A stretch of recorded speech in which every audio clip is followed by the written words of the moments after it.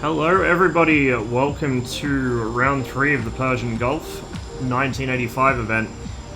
Just waiting for everybody to get set in and started up here. The actual match should start in about 15 minutes, just to give everybody a chance to prepare themselves.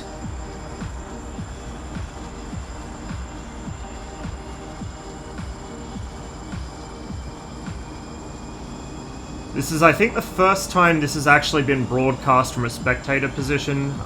This has been broadcast by some of the participants before. So just a quick rundown of what's happening here. We have Iran and Iraq set in 1985. Blue is Iran, red is Iraq. So the Iranians have available 6 F-14Bs, 8 F-5s, and 4 Su-25s. While Iraq is running 6 MiG-29s, standing in for the MiG-23 while we wait for that to release. 2 Mirage 2000s, standing in for the Mirage F1. 10 MiG-21s, so there's going to be plenty of balalaikas about today. And 4 Su-25s of their own. The event runs for 2 hours. There are 2 lives per pilot, which is a change from the previous event, where it was 1 life per pilot. The F-14s can only have human Rios, so we don't have to worry about Jester calling out missiles that he can't legitimately see. And they are using EWR for situational awareness. There's also weapon limitations just to stop things from getting too crazy, and to try and keep things somewhat close to the scenario being portrayed. So the Tomcats are rolling with 4 AIM-54A Mark 47s, the old Phoenixes. No fuel tanks, because the Iranians didn't have them. And 4 9Ls. No Sparrows for the Tomcats, because we don't have the early Sparrows that the Iranians used. Those should come with the F-14A. We also don't have the F-14A itself, so obviously there's some substitution going on while we wait for some modules to come out. Things have been carefully balanced around which team gets access to which thing, so should be pretty even. The MiG-29s, as I said, are standing in for MiG-23s. They get 2 R-27Rs and 4 R-60Ms. We're operating on a 1-minute stream delay here because it is, an organized event. I think pretty much all the guys in this are fairly well known in the competitive scene in DCS, so I think we can trust them, but just for the sake of it, there's a minute delay on the stream, so if I don't respond to you guys right away, bear with me.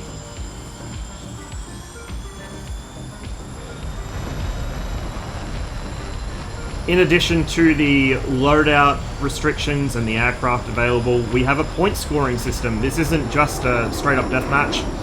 There is actually a series of ground targets for both teams to hit, hence the Su-25s. So each kill, air-to-air, is 100 points to the team that scores the kill. A loss to a crash into terrain or whatever. Basically, if you abandon the aircraft or crash into the ground, you lose 100 points for your team. A team kill is minus 200 points, so you want to watch where you throw your missiles about.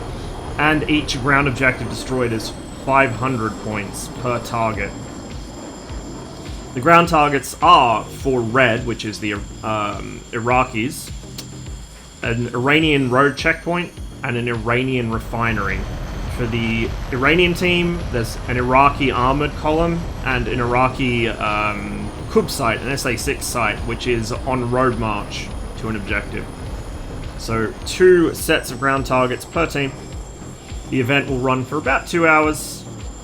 We're just seeing the first of the MiG-21s on red taxiing out here. As I said, they'll all be taking off together. We got about 10-15 minutes of prep time before things kick off. So you can see guys slotting in. If we go out to the map here, you can see the objectives for red team.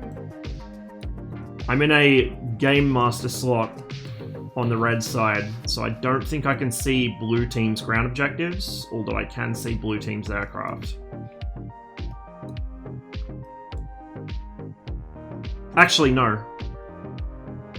Yeah, no, I can only see the Iraqi targets, so the ones that the Iraqis have to hit. We'll go see what's happening over at the Iranian base at Bandar Abbas.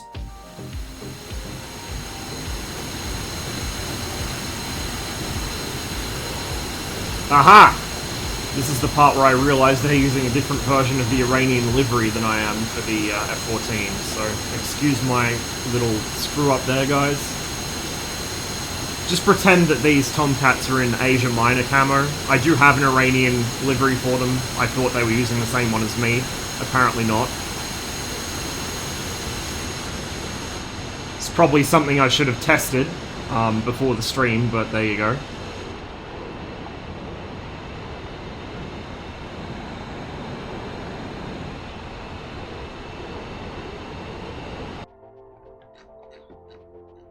So like I said, we'll be waiting a while just for people to spawn in. I think we've got a couple late joiners, people trying to get home from work and such, so that 15 minutes is there to give everyone time to get set, get into their aircraft, figure out what they're doing, kind of come up with a strategy.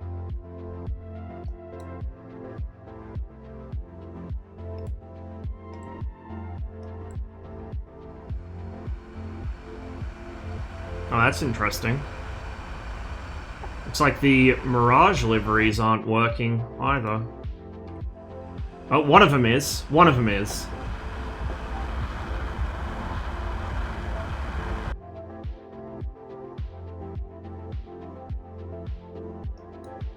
So it looks like about half the red team's taxiing out, lining up on the runway. I think blue's still waiting on some players. So we've got 3 F-14s in so far. Now, each of these F-14s, as I said, has 2 players in it. There's no single-player F-14s, just because Jester is a bit, you know... Jester is something else, let's put it that way.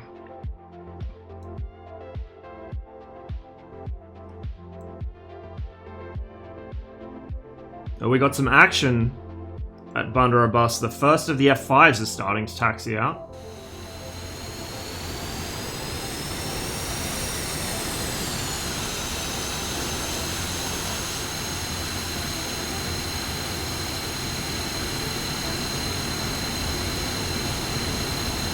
Yep, the teams have had a couple days to prepare for this, so they know what the mission is.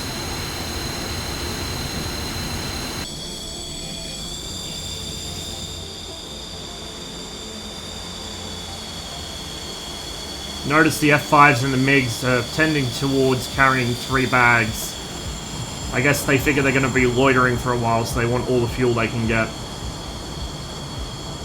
No restrictions on missiles for the MiGs or the F5s.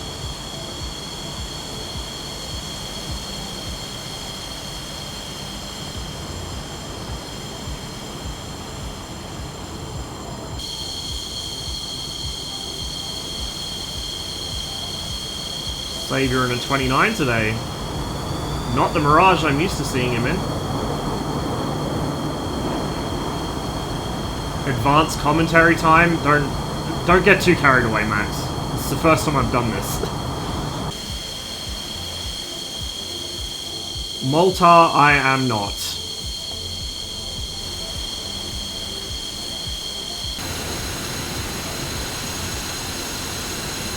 We've got a couple of air-to-ground F5s here. By contrast... Oh no, I was about to say the MiG-21s are going air-to-air, but I stand corrected. We got some S-24s on Baron von Mjachen here. For those who haven't seen the S-24 in action, these are some beefy boys. One MiG-21 carrying a pair of 24s can do a significant amount of damage.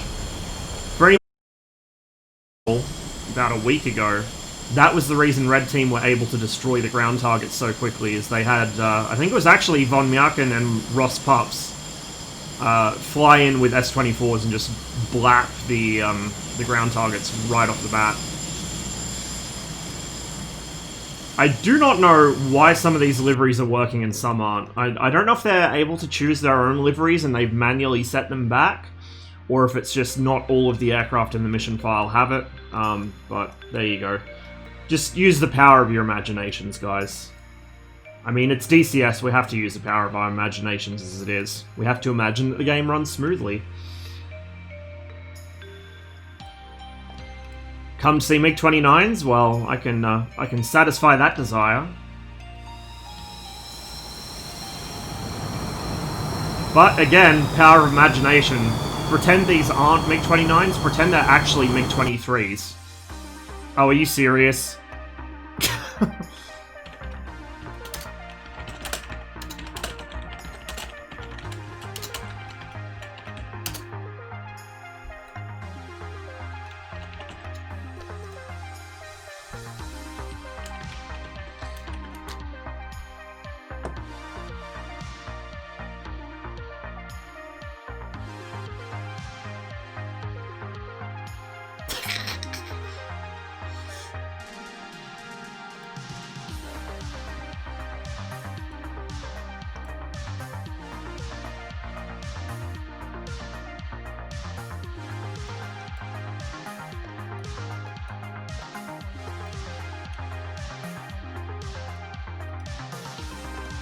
Alright, we're back. Okay, so as I was saying, we have to use our imagination a lot in DCS. I was about to say you have to imagine these MiG-29s are actually MiG-23s, but I'm just going to go ahead and say you have to imagine my internet actually makes it a whole stream without dropping out, right guys? At least it got it out of the way during the setup phase. It could have been worse. It could have happened in the middle of a big furball. So anyway, here's our 29s. Oh, it looks like the deliveries might actually be working now for some of them. Not for the Mirage, though. Just DCS things.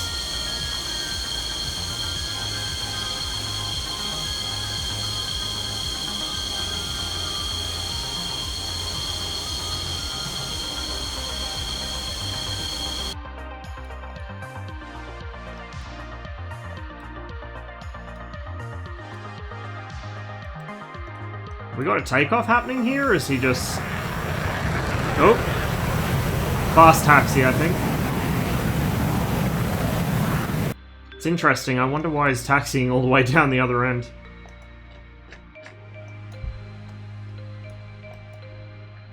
No, that is a takeoff. There's something you don't see every day. A MiG-29 mil-power takeoff.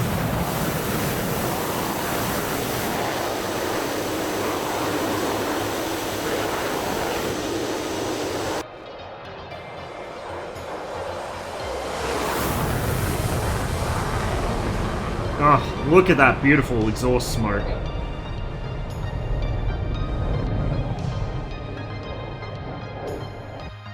So that's our only takeoff so far from red. Let's see what blue's doing.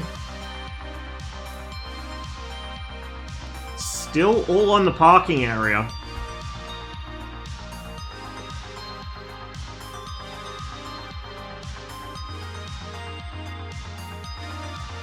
Starting to see more spawn in now. Couple more 14s. A bunch more F5s. Oh, hang on. We got some action. We got some action.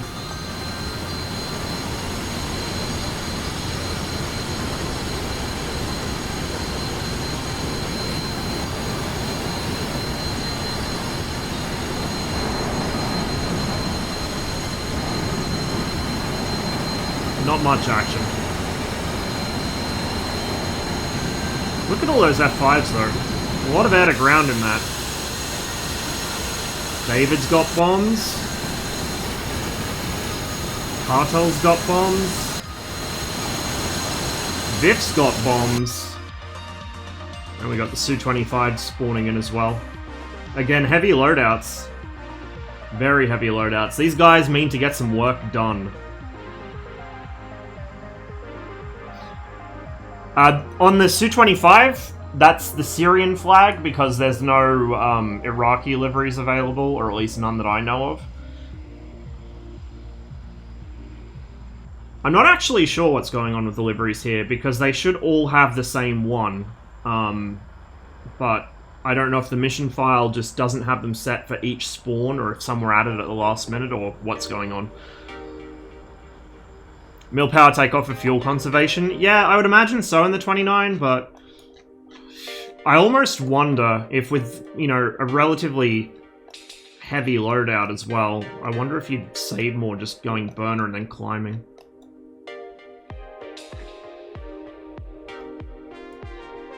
I think he actually re-slotted, because I'm pretty sure they weren't supposed to take off yet. So I'm not sure what that was all about. I can't see him on the map. Oh, he landed. Practice, maybe.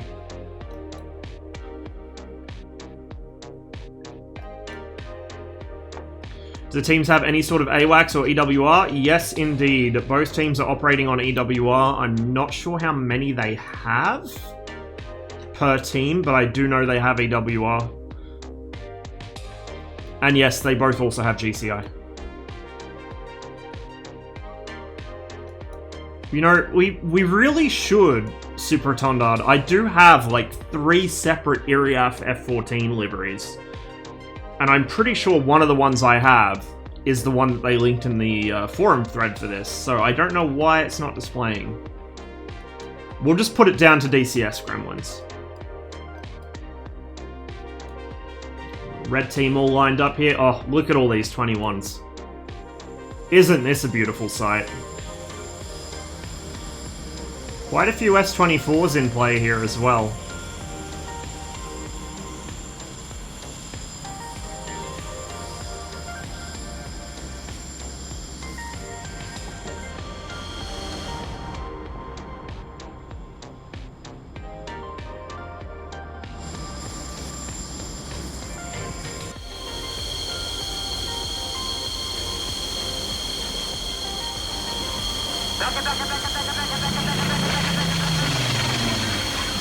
Yambo, thanks for the raid.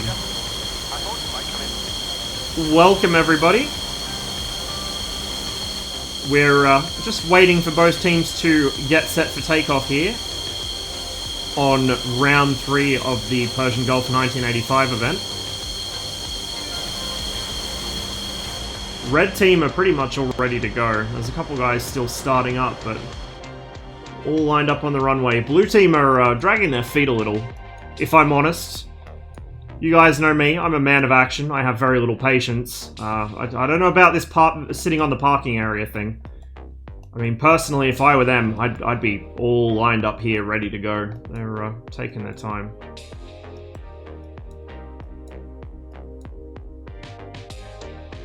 Maybe see if it was possible to do mill power with a full loadout. Oh yeah, it's possible to do mill power takeoffs in the 29. It's just not really something you want to do. Thanks for the follow, Yambo.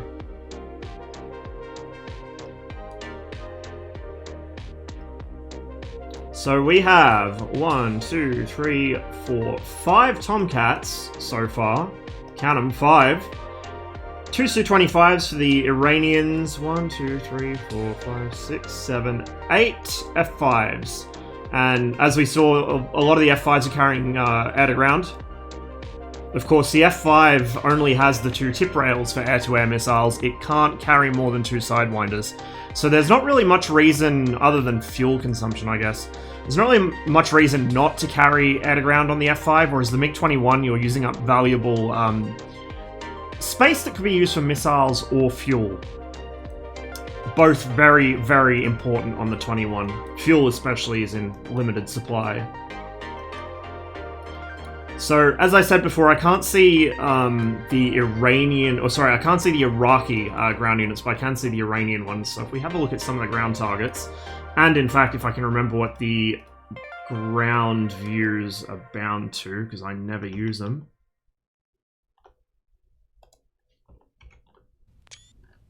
That's the, oh, there we go. That's the Iranian refinery. You'll have to excuse me taking screenshots. It's F12 is double bound in DCS. So that's one of the targets that blue has to hit. Oh, sorry, red. My bad. Oh, it's going to go through all of the... Never mind, never mind. We're going to give up on that scheme because it's going to go through all of the oil derricks as well, and I don't want to clutter up my hard drive with a gazillion screenshots. Iranians are going to get caught on the runway. They should both be taking off at the same time. The Tomcats have to align their INS and do all sorts of electronic voodoo, whereas I guess the Mirages have to align too, but otherwise the 29s and the 21s are ready to go right away.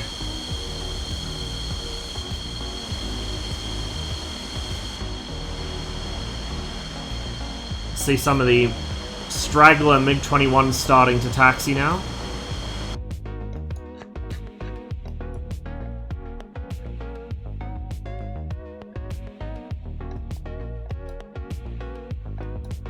Got some big names in here.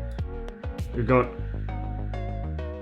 Komi in the M2000, Cripps, Fox, Kazansky, all in 29s.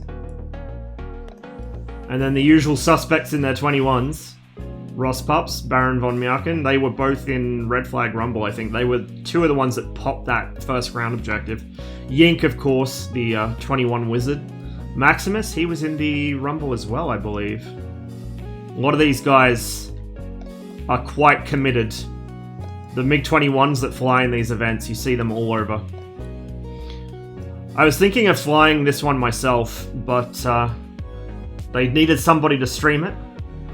And 345th wasn't running a mission today, so here we are. I might fly in the next one, we'll see, guys. We will see. Especially since I now know that I don't know how to read a clock. I thought that this was going to start at 4 AM my time. It actually started at 5 AM my time. Let's see what Yink's running with. Oh, R3Rs, my man.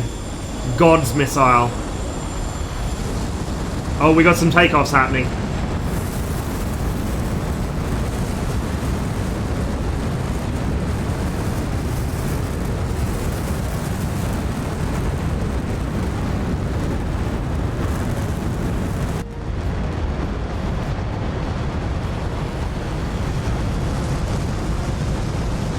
Drink in that sound, my friends. The sound of Tumansky. This is indeed a PvP competition, Piazzeria. For those just arriving, we are on a minute delay, so bear with me.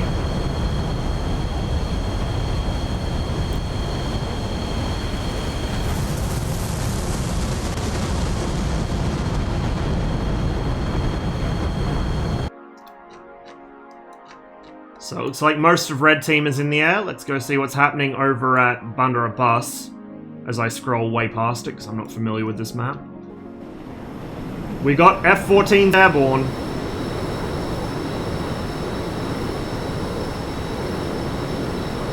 Looks like a lot of the F-5s are still sitting on the parking area. I do wonder if perhaps this is a strategy by Blue to get the Tomcats up in the air, try and clear the skies as much as possible, then bring the F5s in a couple minutes afterwards. Because this to me says that's what they're going to do. The fact that the F5s are only just now starting to taxi gives the 14s a bit of a head start there. You can see all 5 14s now in the air. Will somebody upload the TAC view? Yeah, I think so. I'm pretty sure they upload them after these events. Almost all of Red Team is in the air now. It's just the Su-25s and Rage still to take off. We got Seal running a 25 in this. Let's see what he's got. Couple bags, not a bad choice. He might need to be in the air for a while. S-13s, S-24s. S-25s, which I think those are S-25s, the big boys with the Bakelite covers on the end.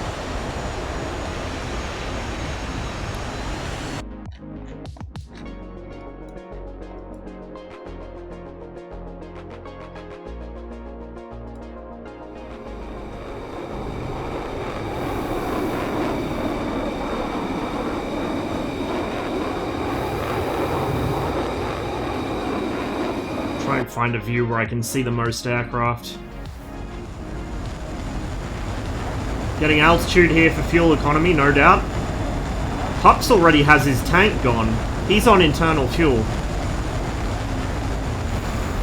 No wonder he wants to be higher.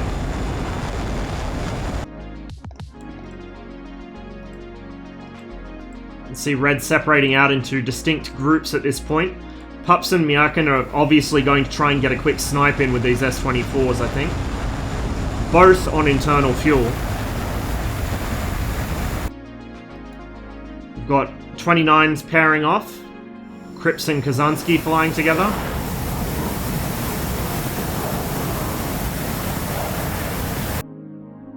And then we got our air-to-air 21 pair over here, it looks like. Yink and Bleach. Yink, of course, running his R3s. He is woke to the ways of the R3. And in the background, we've got Bleach running a 4-missile loadout, it looks like. 4 R60s. Not a bad choice. Less drag, but the R60 is quite anemic in stopping power. You want to make those shots count. Excuse my noisy scroll wheel. Over here, what have we got going on? The F-14s are flying in a big group. Doesn't look like they're separating out at all. They are forming up into pairs, it looks like, with a trailer. But they're staying in a cluster together. Curiously, the F5s haven't taken off yet. They're just starting to roll now. S-25s look like massive crayons. Yeah, they do. Contain yourself, Saber. Contain yourself.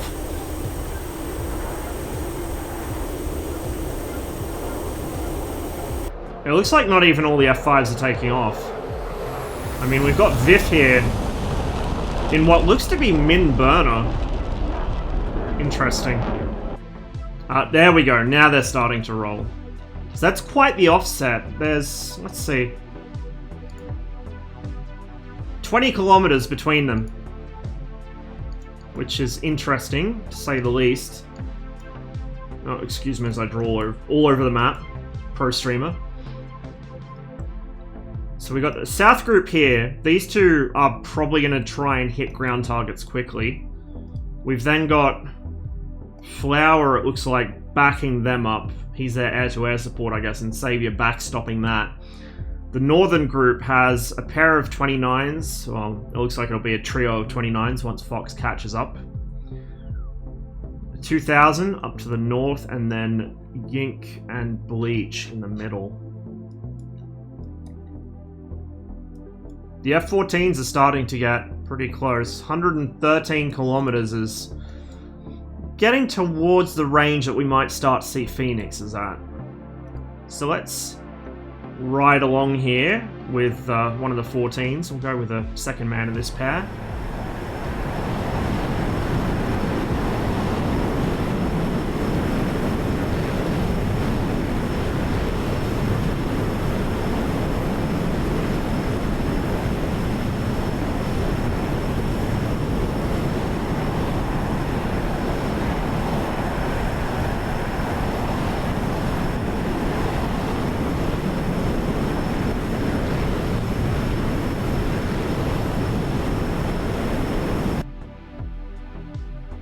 It also appears DCS has somehow rebound my camera controls, so I can't do my GoPro views.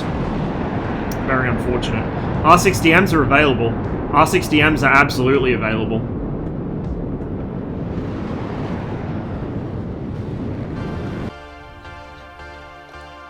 Now we have some splitting from the F-14s. So what's this? 2 singles, 3 singles, and a pair. Interesting. See, the F5s are starting to head to the northeast. They're really hanging back. In fact, the blue Su-25s are not even off the ground yet. They're still waiting. Waiting, I guess, for the F-14s to sweep the skies ahead of them. Meanwhile, Red's trailing group has just taken off, which constitutes all of their Su-25s. And Rage trailing along in the 21. It looks like we've also got some stragglers. Debo on the ground. I don't know if these are the guys in reserve slots just chilling, or if they were just delayed arrivals. Let's see what Rage is carrying. Ah! The classic MiG-21 air-to-air loadout. 2 R3R, 4 R60M, and a belly tank of 800 litres. The 800 litre tank gives you a little bit of reach. The 490s are basically a takeoff tank. It's empty as soon as you're off the ground. Oh, here we go. Here we go. The southern groups are sorting in on each other. We've got Phoenixes in the air already.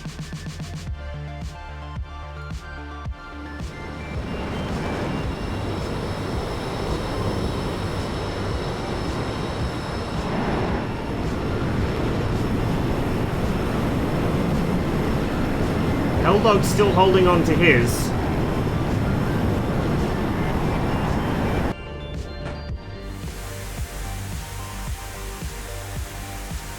Look at the speed on this missile. Who's this sorting in on? Oh. Looks like the southern MiGs have turned cold. Flowers put that 54 in the notch by the looks of it. Speed breaks out to dump the airspeed. Just try and make doubly sure that missile doesn't get in, and it looks like he's trashed it. This one's still chasing these MiGs. But motor's burnt out. It's still got some pretty ridiculous speed on it. I mean, this is the thing with the Phoenix. A lot of people react way too late to these things. They come off the rail with so much energy. So much energy, you have to react immediately. You cannot hesitate with the Phoenix. It's not an AIM-120. You know, you don't have the time to play with this missile. It's just too fast and the motor burns too long. You can actually see the exhaust trails off those 2 MiG-21s up ahead. But it looks like the missile may not be tracking. In fact, it looks almost like it's starting to stall out. The Seeker head appears to have gone dead on it.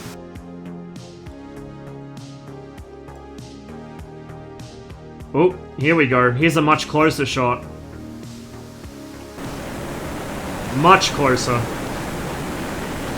Heading straight in on that Mirage.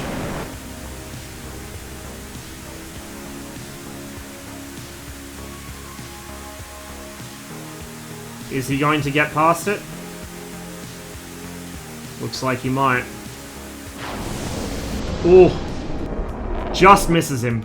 Just flies behind the tail. There's another Phoenix out it. Looks like Savior. Can figure out where the missile's coming from. He's trashed that. Another Phoenix, but that's already dead. Comey's got one incoming as well.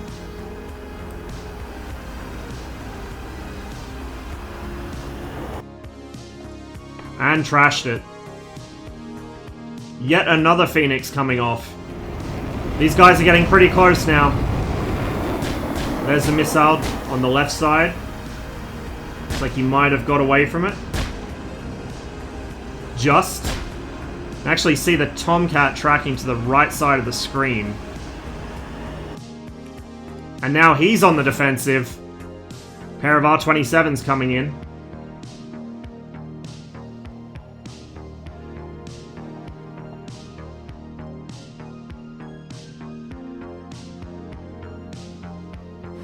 Well and truly supersonic. Just now he comes back through the sound barrier.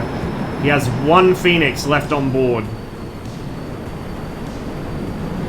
In close against the 29. Oh, here comes another shot. 2 shots. And that's our first dead Tomcat. Wow, that was actually a lot of missiles. Quite a few missiles there.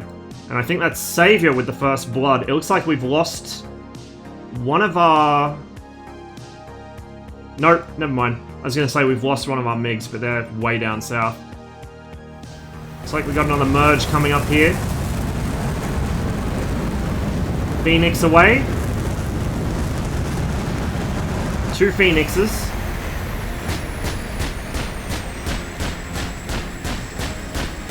Might even be Sidewinders, actually. They're quite close.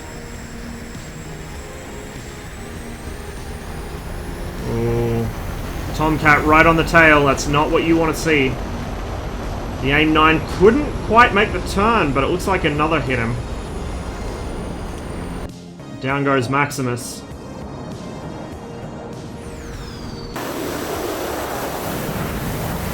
Rush is trailing behind here. I think he might be... It's not a late arrival. He was the first guy to take off. I think he might be looking to backstop the southern group of MiGs who still have their S-24s on board. Not quite sure what they're up to. Another Phoenix in the air.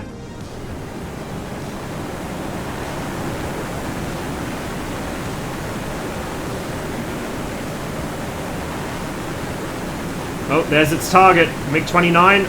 Oh, close. And I think that was some desync we saw there, guys. It's an issue with the speed the Phoenix moves at. You might see it miss you, but it hasn't. If that makes sense. It's something you got to watch out for. You think you've notched it, but in reality, it's not where it appears to be. Looks like the northern group is about to end up in a big brawl. We've got 3 Tomcats still in the south, so we've lost 2 by the looks of it. Oh, this is going to be interesting. This is going to be interesting. We've got 2 29s, Kazansky and Cripps, and then both 2000s coming in on an absolute furball. There goes an R-27. Missiles everywhere.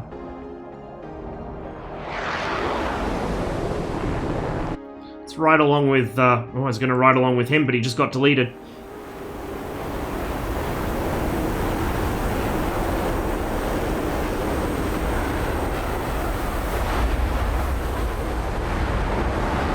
It's absolute pandemonium. Missiles flying every which way.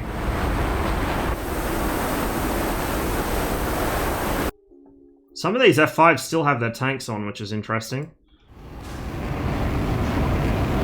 Oh, there goes the magic, and that's one less F5 to worry about. It's one of the 29s there. Some wreckage. Looks like the F5s are sorting in on Flower here. Will we see a Mirage go down to an F5? I think we might just. Sidewinder's off the rails, and there he goes. But he's got someone coming in on him. Oh! Ouch. That's what target fixation does to you. Believe me, chat, I know. I'm very familiar with that situation. Yink is firing now. Got a merge here. 2 MiGs against an F5. It's like that one scored a hit. The F5's still going though. The R-60 is a very nice, agile little missile, but the little part is the problem. They don't have a lot of explosive power.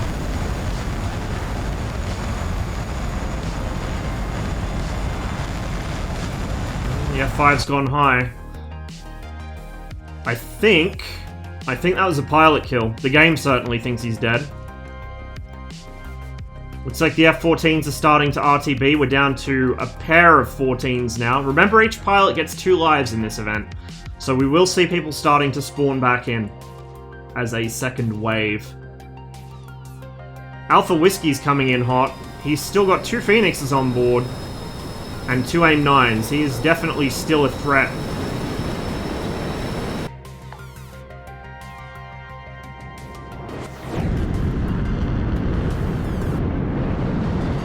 He lights the cans to head for the action.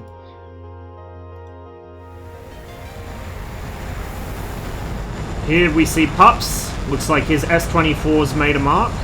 He's now clean and probably RTB. Comey's down to guns. I'd imagine he's probably RTB. Although I will say the Mirage with guns is a formidable opponent. Cripps. Here, who's he dealing with? Oh, somebody just disappeared. I think we just saw an F-14 go down. I'm pretty sure I saw 2 aircraft vanish off the screen there. Bleach, Crips, and Comey all chasing... Oh, and now Yink, all chasing this pair of F5s.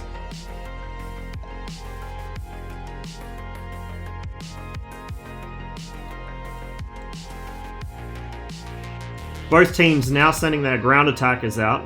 Their dedicated ground attackers, I should say. Su-25s from both teams closing in on Bullseye. Bleach has still got 3 missiles on board.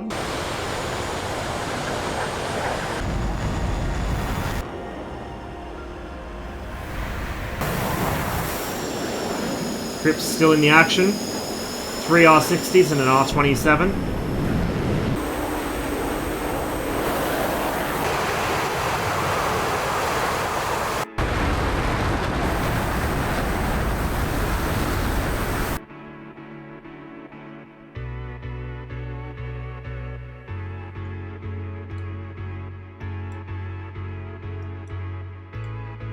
Oh, I think we got a merge happening. Yes, we do. There goes 1 R-60. At least, I think that was an R-60. I should probably check. No, that was an R-27. That was an R-27. So, Crips is very much WVR only now. If he even has any fuel left. This is a MiG-29 we're talking about. Comey going for the gun hero kill.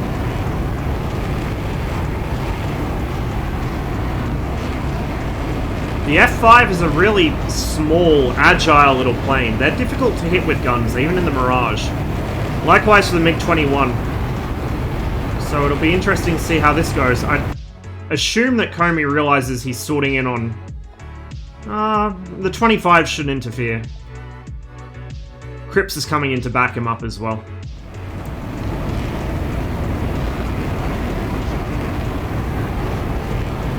Poor little F5 is running for all he's worth. I find it interesting, Comey's still got his tank on board.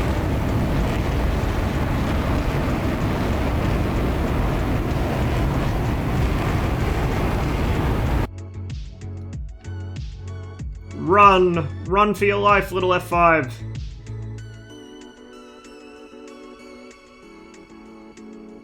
He's doing his best. Oh no, don't turn!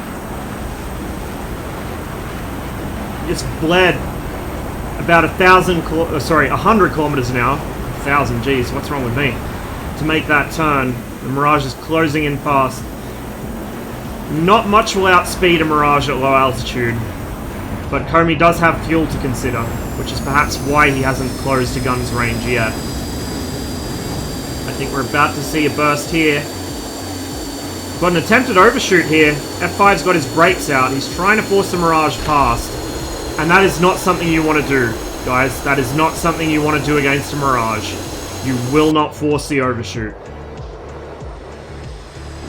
Beautifully aimed burst there from Comey. Puts an end to that F5. As Crips comes in on the blue Su-25s, it looks like Red have actually won air superiority over the combat area. The Tomcats have all either been shot down or returned to base for more missiles.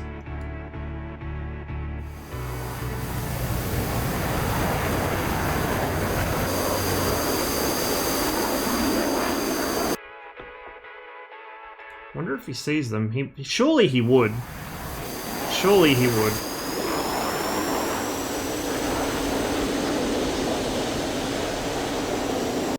He's turning cold now. Fuel, perhaps.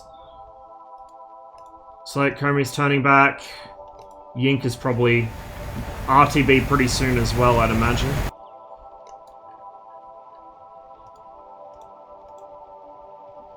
The Red Su-25s are able to work unmolested here. As we watch Seal run in. Boom.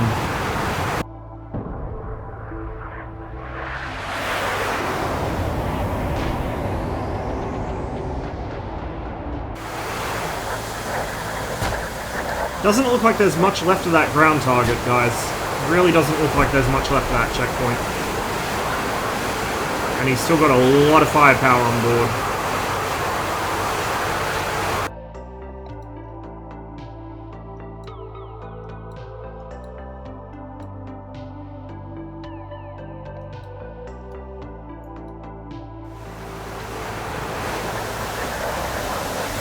It's like the blue Su-25s have either hit their objective or they've jettisoned their weapons. I'm not sure which, guys. I'm not sure which.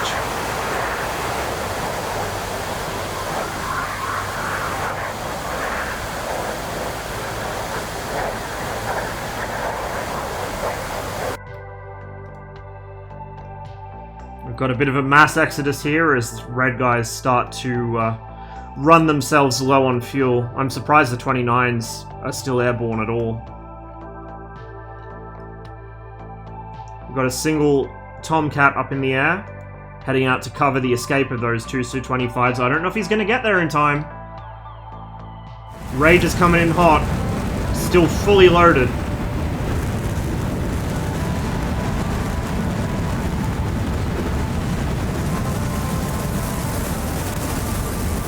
So just to rehash the format of this event for those who weren't here at the start. Blue team has an allowable 6 Tomcats, 8 F5s, 4 Su-25s. They are playing as the Iranians. Red team have 6 MiG-29 slots, 2 Mirage 2000s standing in for Mirage F1s. The MiG-29s are standing in for MiG-23s, hence the restriction to R60s. 10 MiG-21 slots and 4 Su-25s. The event runs for 2 hours, 2 lives per pilot, as we have a missile away. The Su-25s are making a hard left break here, but it's not enough. We've got one mortally wounded. Looks like Rage is going to stick with him. Oh, maybe not. Going for the flight lead now. Will we see a gun kill? Will we see a gun kill? Oh, jeez. That was a bit optimistic. I'm not sure about that. Oh, and he gets splashed. Oh, dear, chat. Oh, dear.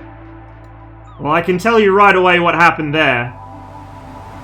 The Su-25 does not go down so easily. He might be missing his entire nose. He might be missing at least one engine. But he can still fight.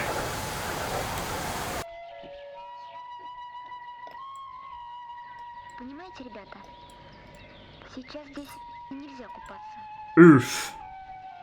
Well, it looks like both Su-25s are getting home today, as their air cover finally makes it out. We're seeing a shift change here on Red Team, as the first wave returns and the second wave comes out, including some of the respawns and some of the guys that came in late. The first target has been wiped off the map completely. That checkpoint is gone. That's where that marker is. The secondary target is this oil field out at Karnak. So it looks like that's where these guys are headed now. The 29s are just making sure. Just making sure.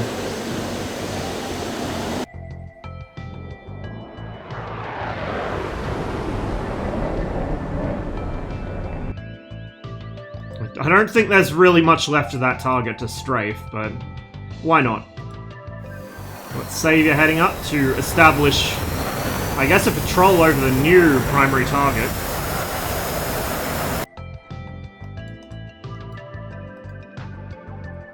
Our first Tomcat charging bravely into the fray. He's already got a Phoenix off, actually, which I find interesting.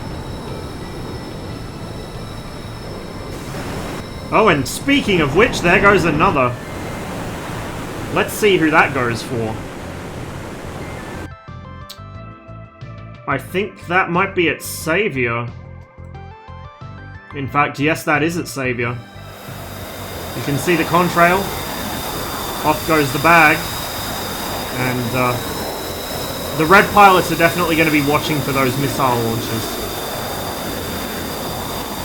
And try and put it in the notch. Maybe even terrain mask it behind this ridge.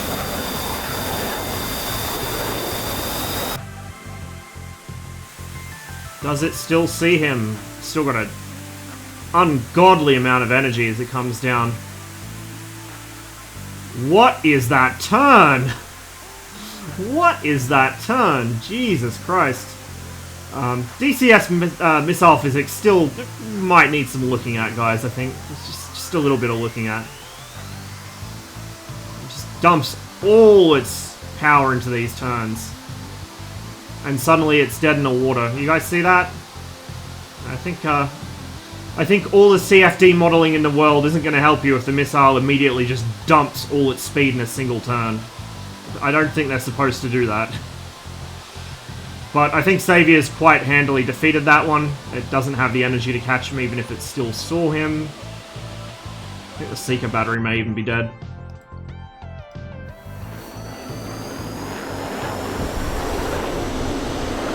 And there goes the Phoenix into the dirt.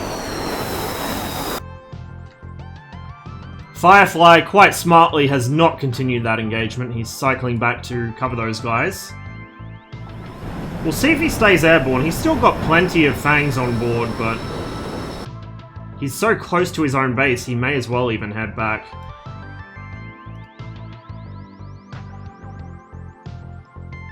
Challenger now is up. We've got some F5s just starting to take off, but looks like blue team are mostly still on the ground, while red team have effectively passed the guard here.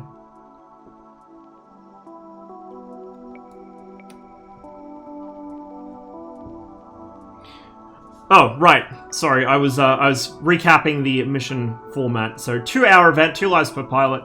The F-14s have human Rios, all of them. Jester is haram for this event because, you know, he sees things that he probably shouldn't. He has eyes in the back of his head, that man. There is EWR for both teams, no AWACS, so they are limited in coverage. Obviously, if the pilots spot an EWR, that will be a priority to gun the thing and hamper the other team's visibility. Weapons restrictions are in place for the Tomcats and the MiG-29s. The Tomcats can only carry 4 AIM-54A Mark 47 missiles, so nice smoky trails that the red guys can see. No bags, because the Iranians didn't have them. And 4 AIM-9Ls. No Sparrows on these Tomcats because we don't have the early enough Sparrow variants, and also the Iranians were quite limited in how many Sparrows they had historically. I'd imagine they would have wanted to keep them mostly for their Phantoms. MiG-29s are limited to 2 R-27Rs and 4 R-60Ms. They are standing in for MiG-23s. Each air-to-air kill is 100 points for the team that scores the kill. A controlled flight into terrain or ejection or whatever that isn't a shoot down is minus 100 points to the team that incurs the loss. A team kill is minus 200 points to the team that incurs the loss. We got 2 more Phoenixes out from Challenger here, both at Savior. I think. No, those aren't at Savior. Those are at Debo, I think. Or maybe 1 for each. Looks like it might be 1 for each.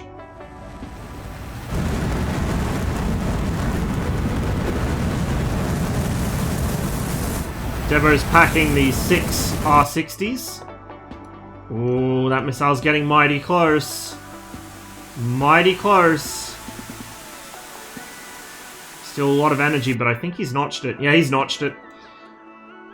Looks like both of those have been defeated, and uh-oh. Uh-oh.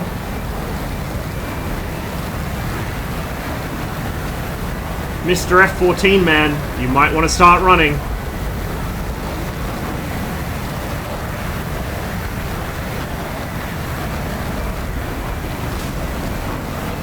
There goes an R-27. Close range R-27.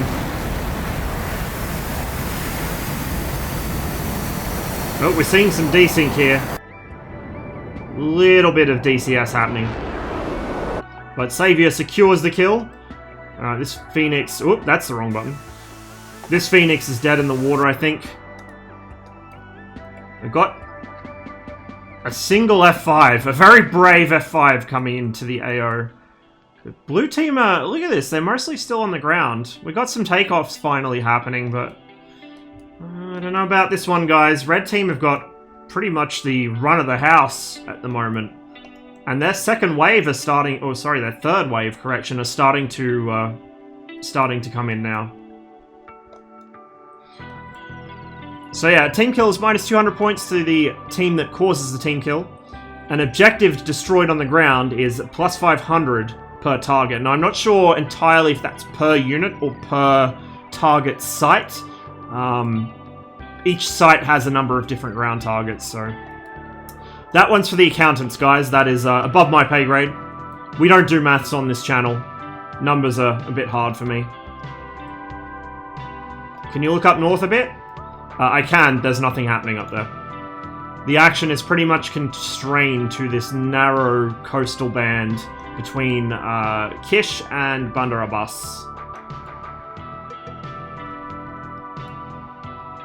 Human GCI for both teams, yes.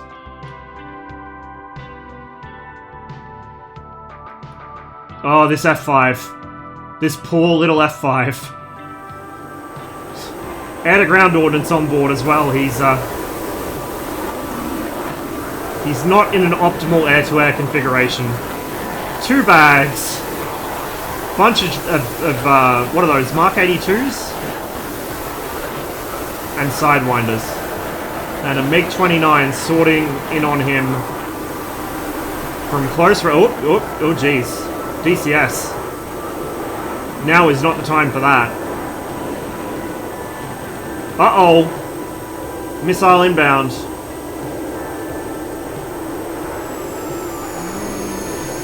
Don't know where that one went, but here comes another. He's merged with one of the 21s as well. And I think that's a splash. Yep.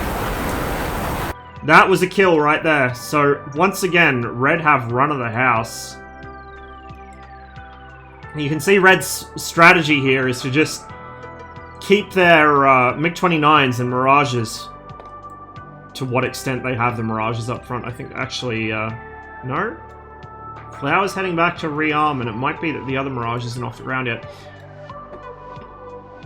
Their strategy here on Red is to keep their fighters pushed up ahead of their own ground target, so that their attackers can come in at will and deal with this. Now, unfortunately, I can't see where the objective for... Oh my. Oh my. Never mind that, guys. Never mind that. We have a conga line of F5s forming under the watchful eye of Firefly. Where did Challenger go? Oh, Challenger got blown up, didn't he? Memory of a goldfish, chat. Memory of a goldfish. Oh, look at this. Look at this.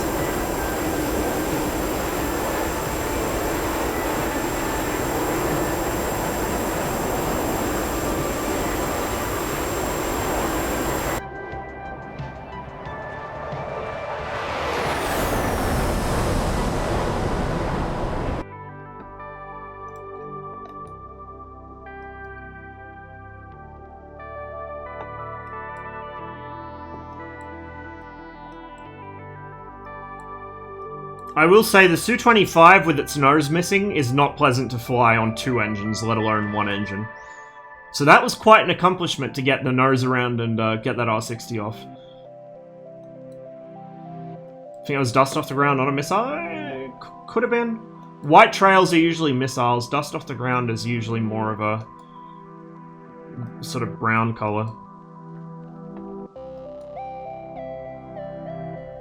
What have we got going on up here? 3 bags, big bags.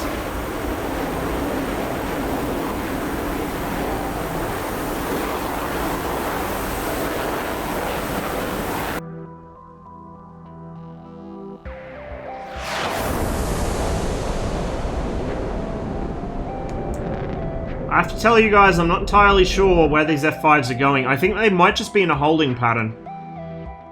I'm not sure if this is where the actual targets are. And these guys... I don't know, chat.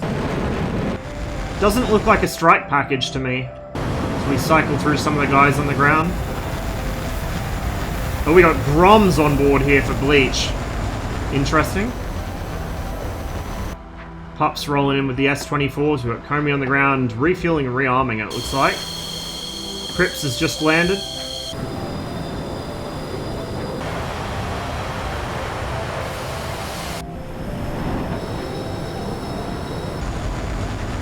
At least some of the 14s are getting in the air, but yeah, I gotta say, guys, I know I might be biased here, but I gotta say Red is doing a much more effective job of holding air superiority over the target.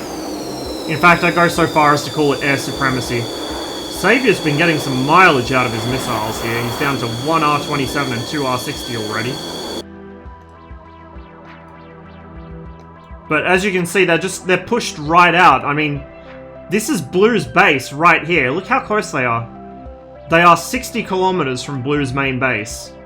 And they're just circling, waiting for something to turn up. The 29s are using R-27s, but they're using R-27Rs. No R-27Ts and no ER or ET series. So the MiG-29s are standing in for MiG-23 MLs. The R-27R is similar in performance to an R-24, so that's why they're carrying them. And then R-60s, obviously. Now, the 29 is more capable than a 23, but it's the closest thing we have to it at the moment. So there's a couple of stand-ins for both teams while we wait for modules to be finished.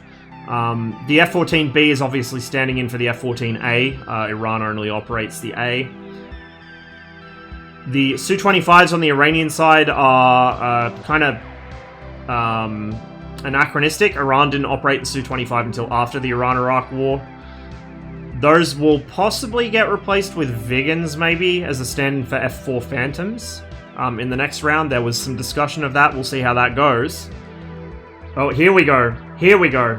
Now there's something happening. We got 3 F-14s working in towards the little wagon wheel of MiG-29s that's been happening up here, right outside their own airspace, so I don't blame them for finally wanting to do something about this.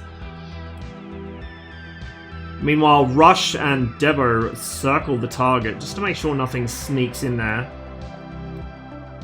I think we'll start seeing some Phoenixes here. Oh, indeed, there is one in the air. These are close shots for the Phoenix. 60 kilometers is a very close shot for a Phoenix, relatively speaking. These things are going to have a lot of smash when they arrive on target.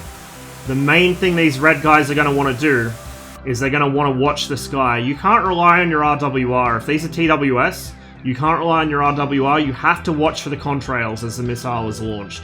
If you miss that smoke trail, man, you are donezo.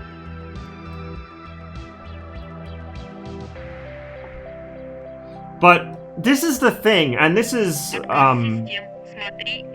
Captain Frosty Mug, thanks for the follow, dude. Hope you're enjoying the stream. This is something that Blue had trouble with last round. I watched Yink's stream of the last round, so I have some idea of what happened. I went and looked at the attack view too. Blue seemed to have the same problem. They were getting way too close with these Phoenixes. Like, look at this. Look at this. They're basically right on top of each other. To the point where this might actually get Saviour. That's going to have a lot of speed. There's Saviour's MiG-29. Nope, he's notched it. This Phoenix is going straight into the dirt at like Mach 2.5.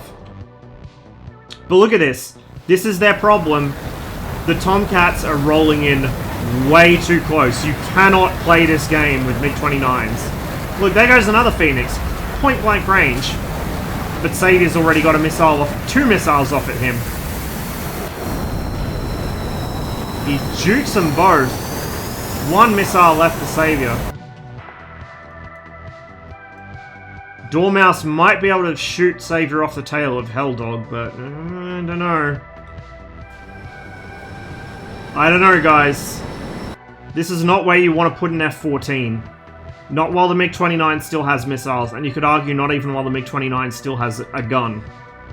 You know, it can keep up with a 14 quite easily. It can out-accelerate it, even. Oh, bit of desync. Oh, he just sneaks away from that one.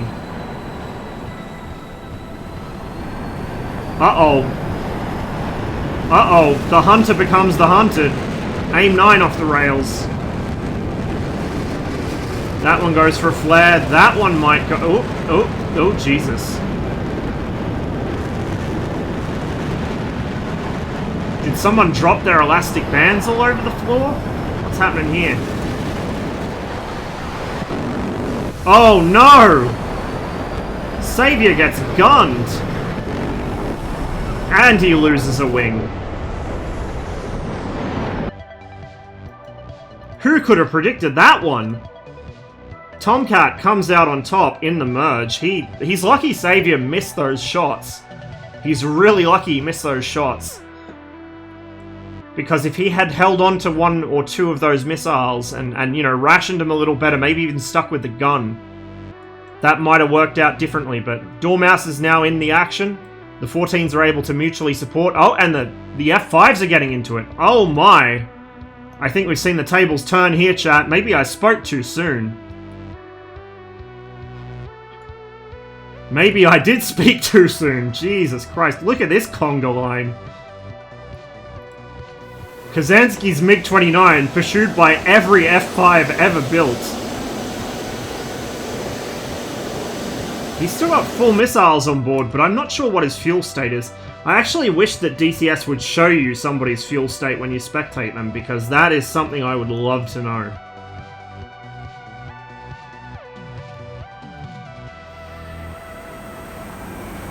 Look at this. F5s everywhere. They're staying nice and low too.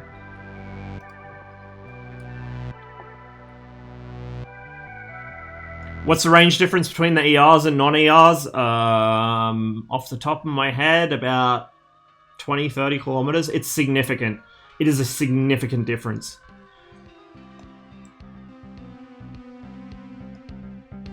For a head-on, non-reacting closing target, I would fire an ER at about 50 kilometers. For an ER. An ET's a bit closer, I'd say probably 25 kilometers tops, because just the seeker head won't pick them up. But those missiles have some range, unless they evade. For an evasive target, it's much closer. It's about 15-20. I don't know, chat. Like, Red could still get some work done here, but they are in a spot of... Look at this! Look at this! What is going on? Oh, Kazansky, I would want to get away from that Phoenix. I would definitely want to get away from that Phoenix. He's punched everything off, or used everything. No, I think he's punched everything off. He's out of there. He is running for dear life. 1,500 kilometers an hour indicated on the deck. That is... Rita is going to be screaming at him.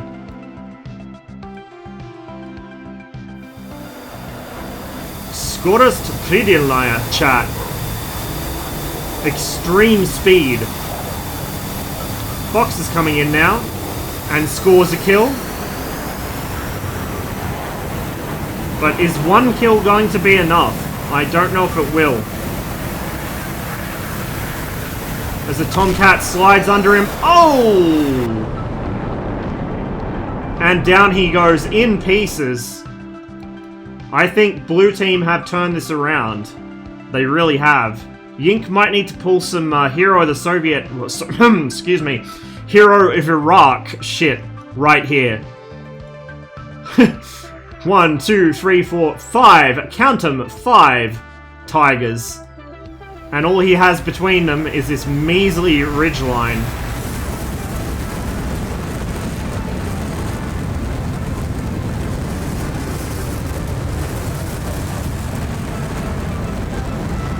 Now, I know Yink can work some magic in this thing, but can he work enough magic is the question.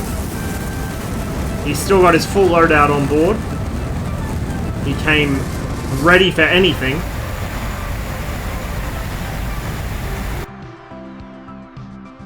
But, oh, I wonder.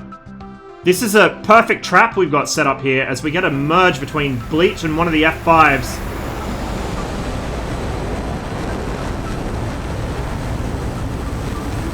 Bear with me, guys. I want to... Yep, here we go. Here we go. Yink sneaks up on this 2-ship. Gets the lead, man. The trailer, the missile doesn't go for him. Be careful, Yink. That lead is still flying. Got a little greedy with that shot. Way too close. I'd be down to my guns here, man. I would be down to my guns. What's the other F5 doing? Uh-oh. Uh-oh. Target fixation, Yink. Target fixation, my man. Oh, jeez. Oh, God. Oh, it's all gone. All gone poorly. The F-14's coming in as well. Oh, my God. Oh, my God. It's all happening so quickly. That F5 gets slapped in the face, but I think we might see a kill here as well. Now this is guns range for an F5. He isn't going to be able to get the Sidewinder to turn this sharply. That was an awesome push by Blue. That was incredible. They really turned this one around. Oh my god. Yink. Yink, what are you doing? The Madman. Who's his primary threat here? I can't even tell. He's merged with so many aircraft. I can't work out which one the camera's trying to look at.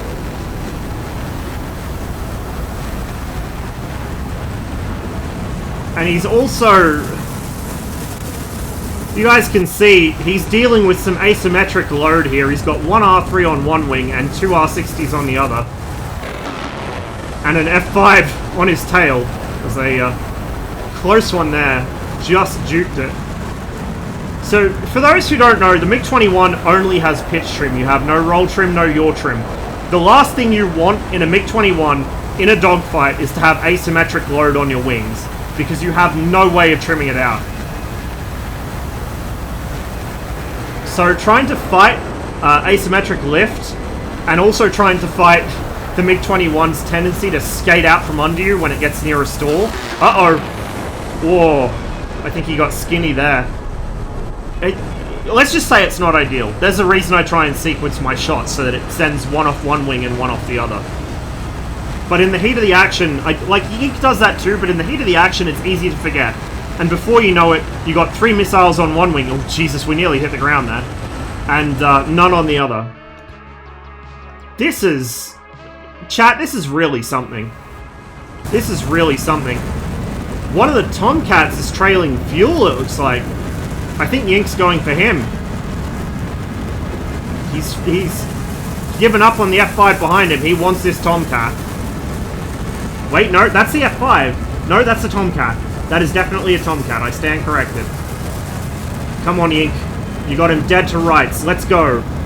Off goes the R3R, and that should be an easy target. Sure enough. And the R3R actually has some killing power. 2 shoots in the background there. I think he may have already ejected, guys. Yeah, I can't see him now, but I saw 2 shoots for a moment there. I think he may have... Uh-oh. Uh-oh. Never mind that. Here comes an F5. He landed some hits.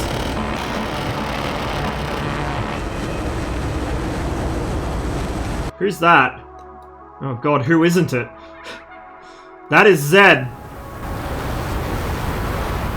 He's still got both his missiles.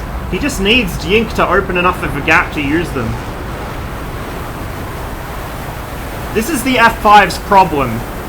The A9s perform well at a distance, but close in, a lot of F5 pilots tend to get a bit optimistic with their missiles. They think they're an R60. Oh, he's handed off the target here.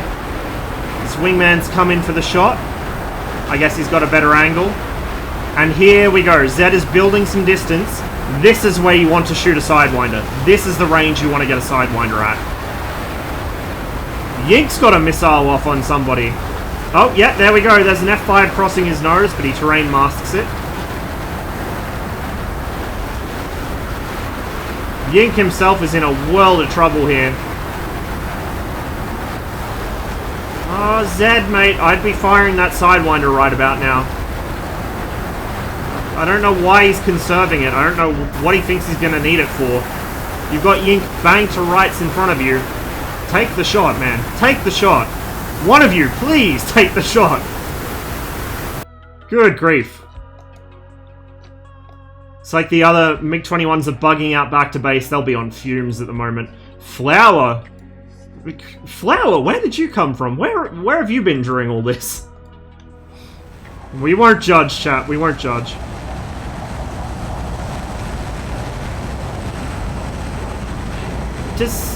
Yink is just dragging these guys. I don't know why they're disengaging.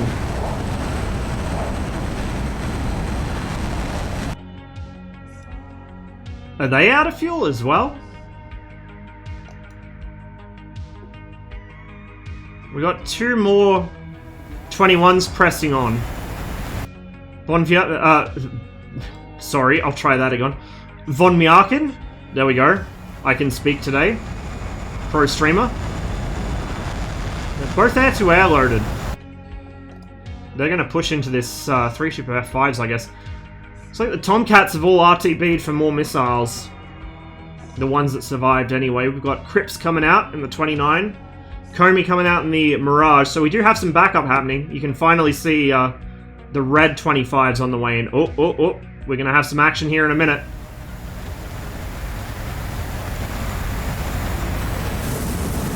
And fights on!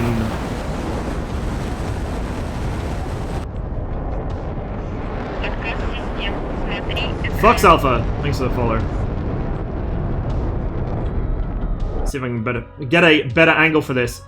We've got a bit of a wagon wheel situation happening here. It's like Yuval is on Myakin, Pups is on Yuval, and Zed is just kind of not sure where he is at the moment. He's working it out. He's got some issues to deal with there.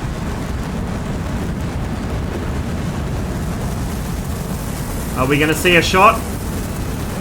Pups has got a good parameter here for an R60. And I think his target's a bit fixated. There goes the missile. Please track the right thing. Oh, it just runs out of energy. Just runs out of energy. Here we go. This one's going to make it. Splat. Right through him. And another missile. Who knows where that's going? I think that might have been the finisher. We got a 530 out on somebody. Had a 530 out on somebody.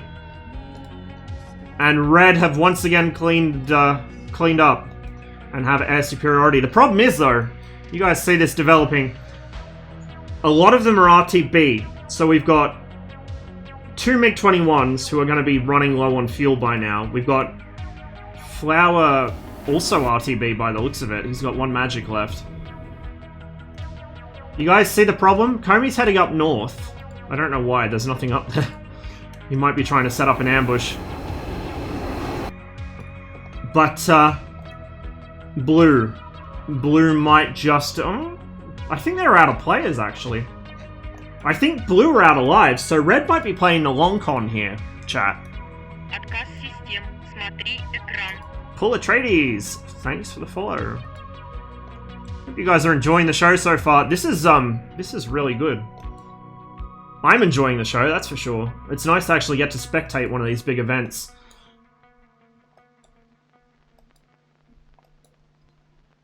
You can see the, where are these guys headed? I'm not entirely sure where their target's located on the map. Got some bags for loader time. Car 25Ls, which are very nice weapons. Oh. And we got some KMGU pods too. Cluster bombs.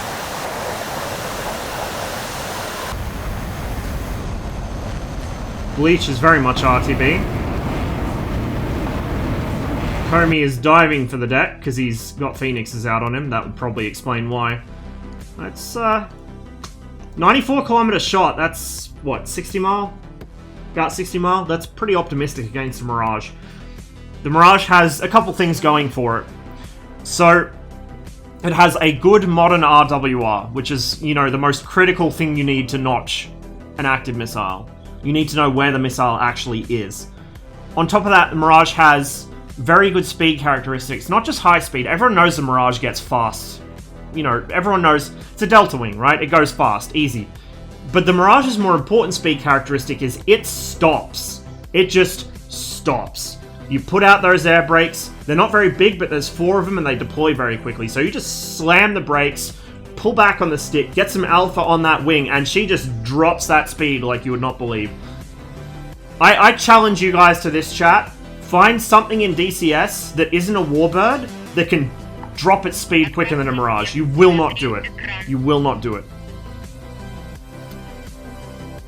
Player count at the moment, I think everyone's still in the server, but I don't know if they're all spawned in. You got to remember as well that Blue are doubled up because of the Rios.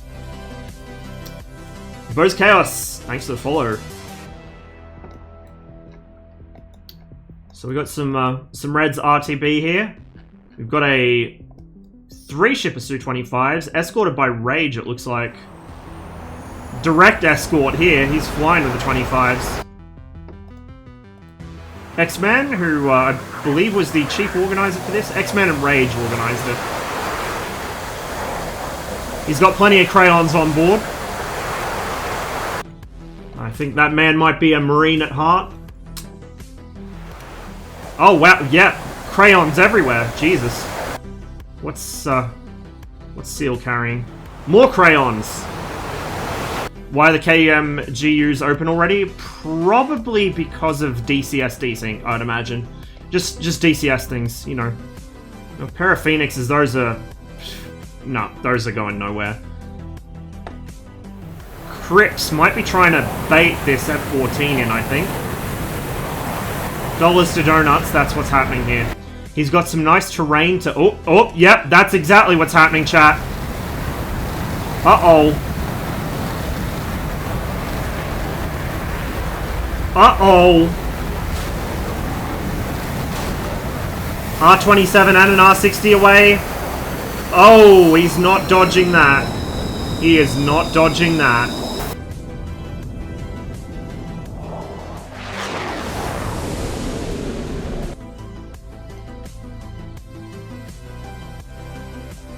The spirit of our chum Mikoyan watches over Crips. As Blue's frontmost F-14, in fact, one of only 2 F-14s they've even got in the air at the moment, gets slapped in the face by the 1-2 classic.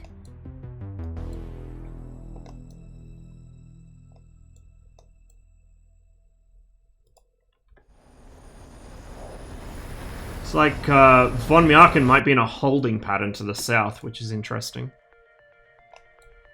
That is a lot of crayons. That's a shitload of crayons.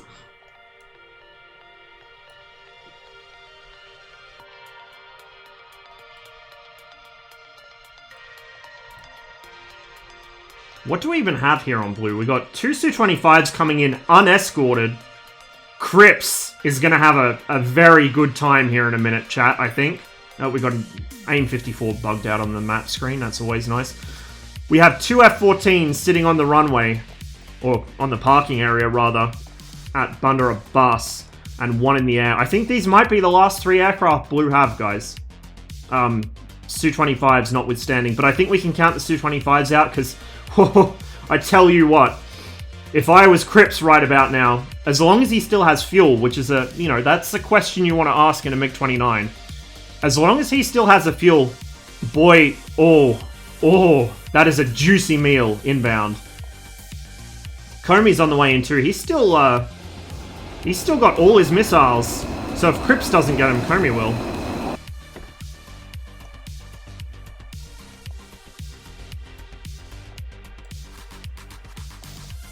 We have what is that? I think that's spaghetti in chat. I think Flower's Italian. Not sure what he's saying. I do not speak Italian. MiG-23 tactic, hit and run, absolutely. Hey, if the MiG-29s are simulating MiG-23s, they may as well behave like them. Oh boy. Oh boy, here it comes. Here it comes, these poor Su-25s. I do not think they are aware. Oh, and they picked up altitude. Oh no, guys. Guys, that is not what you do. That is not what you do. Here comes the giraffe attack.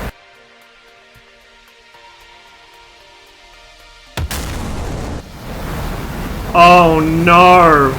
Oh, the humanity! Oh, the humanity! Not taking any risks after last time. 2 missiles per Su-25. And he goes in with the gun. And he whiffs the gun. Uh-oh. He's up there, Turbo. No rush.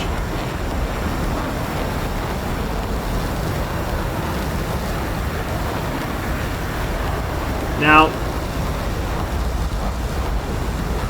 it'll be interesting to see... Oh, no, never mind. There goes a missile. It doesn't track, though. It's too close. Bit more gun. Easy, Crips. You only got, what is it, 150 rounds, I think, for the MiG-29? You don't have all that much to play with, my son. Oh, the other... Oh, no! Oh, it's happened again! Oh! But that's the Su-25 flight lead that goes down. I don't know if Cripps realizes the trailing man is still airborne. He has one missile. You got one shot, kid. You better make it count. Come on, son. Come on, son. Oh, that's good parameters for an R60.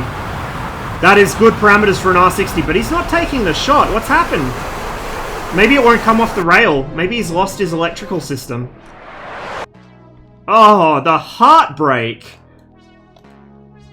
Maybe he just felt bad for Cripps. Maybe he thought, oh, twice in one match is just a bit too much. Oh. Hold the phone, chat. Hold the phone. Dormouse is coming in.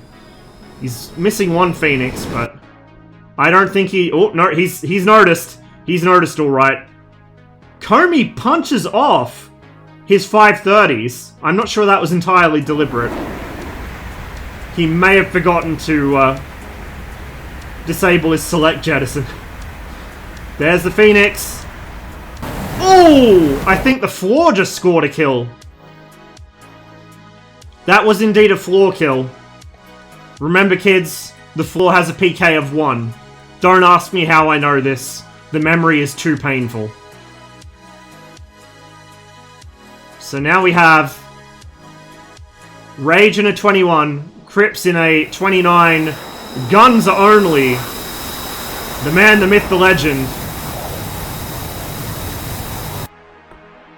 And they are all that stands between Dormouse and the Red Strike package, as we see some crayons being dispensed right now. Where's the target? There's the target. Oh, jeez. The Su-25s are working their magic.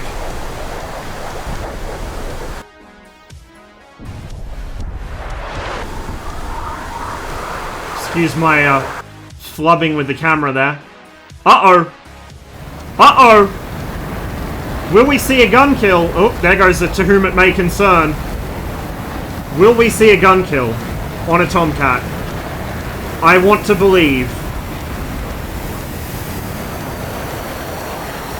Oh, there goes the DCS. Oh, no! Oh! Oh, no, chat. Now, the question I want to ask as we see a missile off, an R3R off, God's own missile at this Tomcat. I don't think it's going to make that turn. The question I want to ask myself is, was that 20mm? Was that the Vulcan? Or was that Dormouse's pitot tube that scored that kill? Was that a kill with the Tomcat's nose? As we see a merge now. Battle of the Titans here, guys. Oh, the 21's extended out. I don't know if that's going to work for him. By the way, I'm just going to say that was some flat packs. You guys see, this is how you identify flat packs, right?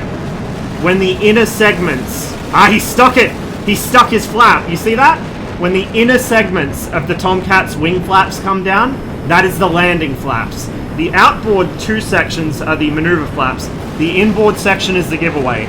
You see that inboard section come out, that's what's happening, and it looks like Dormouse's ground crew are going to have some words to say to him when he lands, because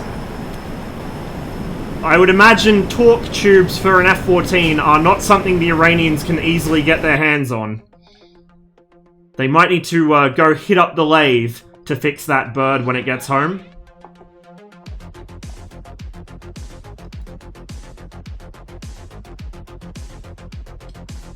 How much of the, excuse me as I skip through.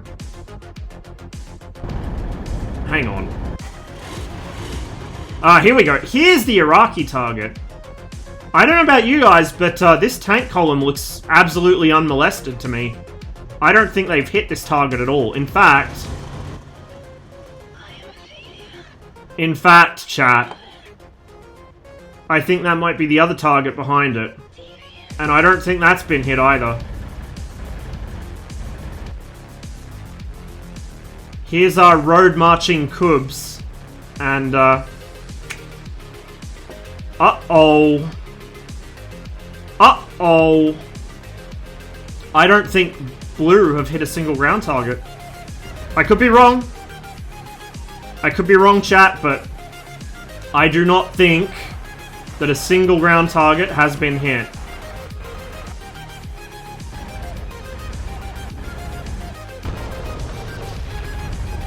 Meanwhile, at the Iranian oil refinery, shit's exploding every which way.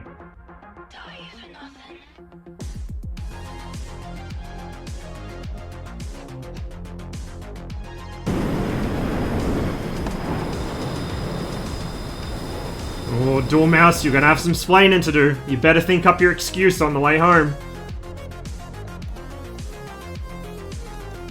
Meanwhile, we have a stray phoenix. I don't even know who that was for, but it's not going anywhere useful. Helldog has now taken up the mantle. 1 phoenix and 3 sidewinders remaining.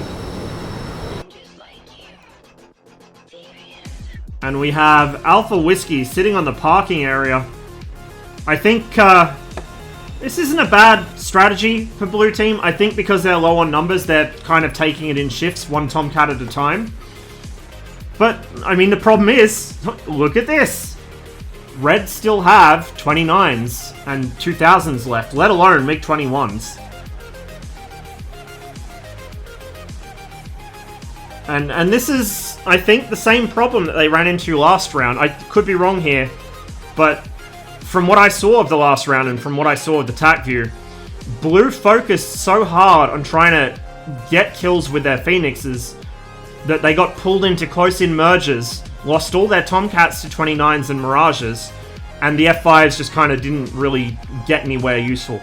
I mean, I can't remember where exactly on the map their ground targets are, but like I said, guys, I don't think blue have hit a single ground target this round.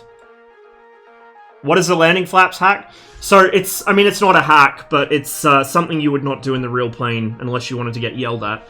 You should not lower the landing flaps on the Tomcat above 2G or it's like 200 and something knots, 220 knots, I think. If you do, there's a risk that you'll break the torque tubes that control the flaps and you'll lock the flaps and slats out. And that's exactly what happened to Dormouse. You see that his left landing flap is jammed. That's why he broke the torque tube on it. So the Tomcat's automatic flap and slat deployment system should schedule whatever the wing needs for the best efficiency in a dogfight. But people have realized that if they dump the landing flaps, it gives them a lot of lift without a lot of drag to offset it. It's one of these DCS min-max strategies. It's not really cheaty, it's just kind of, you know... It's kind of like a certain other aircraft dumping its landing gear to get its canard flaps out, but we'll leave that one alone for this stream. No one's doing that here because there's no Vigans in this mission. Well, yeah, the thing is, Roboco, you don't necessarily... If you're deploying the flaps, you're not trying to get speed, you're trying to get turn rate or turn radius, right? That's what you're focusing on if you dump the flaps out. It's like in the MiG-21. Now, the MiG-21 can do this without damaging itself because of the way the MiG-21's flap system works. So, if I'm in a 21, say, and I'm doing like, you know, 1,000 kilometers an hour and I press the button to drop the flaps, nothing happens because the airflow, like the interlocks will release, but the flaps won't come down because the airflow overpowers the hydraulic system. But it doesn't damage anything. And as soon as I drop enough speed that the airflow over the flaps is less, they will be forced down. So essentially, the MiG-21 has a very World War II kind of system. A lot of World War II Soviet aircraft were like this. You could dump the flaps at any speed, but they wouldn't actually come down until the airflow over the wing got below a certain speed. But it depends on how the aircraft's designed. In the Tomcat, the torque tubes are quite fragile, and if you drop the flaps at high speed and pull G, you're going to break them. And they are a pig to replace. Fried Rice, thanks for the follow. What's this event? Looks interesting. This is Persian Gulf, 1985. Actually, if I could trouble one of you guys, maybe Warp or Josh, if you could grab the link to the forum thread maybe and dump it in chat, because you guys know what happens if I open my browser while I'm streaming. The world implodes. We got a shift change on blue team. Looks like Helldog is... Actually, no, that's not a shift change. What's going on here? Dormouse is coming back. Helldog's still 1 Phoenix.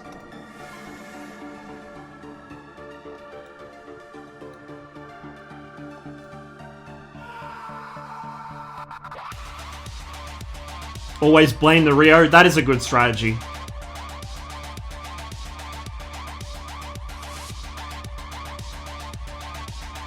Hey, Anctus. Glad to see you can make it. Looks like even the MiG-21s are running in on ground targets now.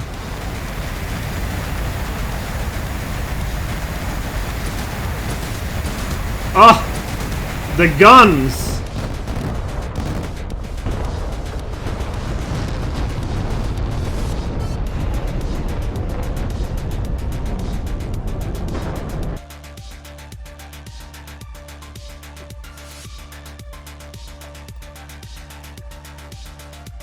Oh no! Oh, chat. Uh-oh. Helldog just landed. Dormouse is on the ground still. I think our third man here might be asleep at the wheel. This might go poorly.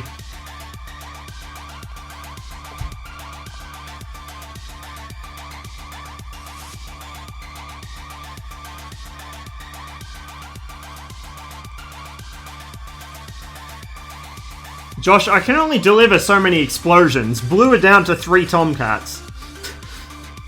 And it looks like they might lose all of them, because I think their base is about to get shot up. Oh my god, we're up in space now with Flower. 16 kilometers, what is that, about 50,000 feet? Somewhere in that range? Look at that wonderful DCS draw distance. Is the Earth round? Is the Earth flat? I can't tell because I can only see 200 kilometers away, if I'm lucky. By the way, guys, this is why, like, I get it, the MiG-25 is a really cool plane. I would love to fly one. Not in DCS, guys, not in DCS. This is why. This is at about 50,000 feet, right? The MiG-25 cruises at between 80 and 100,000 feet. What do you think DCS looks like at that altitude? I'll tell you, it's just blue haze.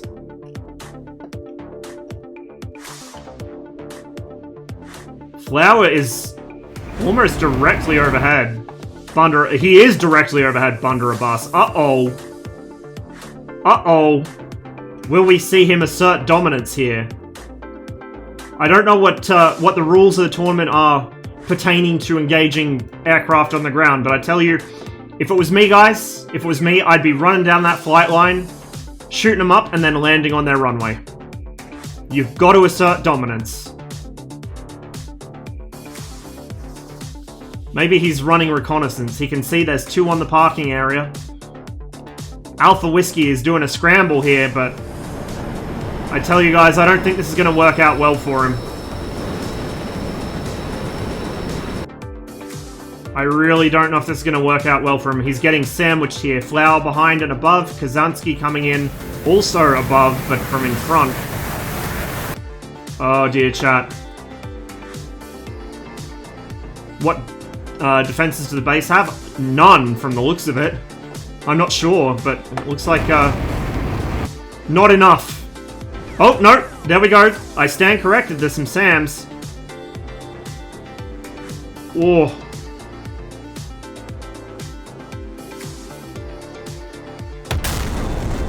Flower got smacked in the face there, but I'm not sure how he's going.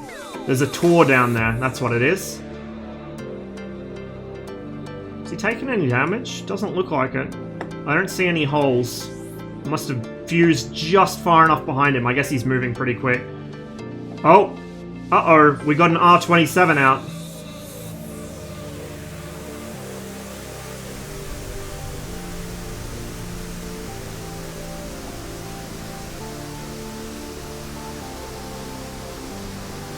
I think that's dead in the water.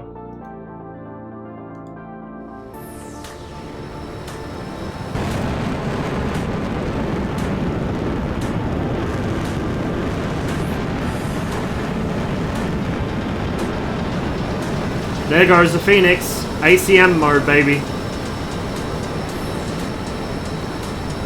That must be it, maybe Flower? Uh-oh. Uh-oh. Boom! Well, that has gone poorly, chat. That has gone very poorly. And into the residential district. Nice.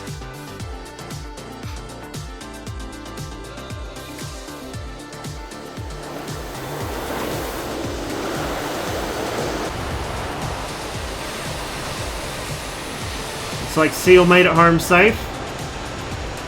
X-Man also made it home safe. Yink's on the way to the action, but I tell you what, chat, I don't think there's much action left in this blue team.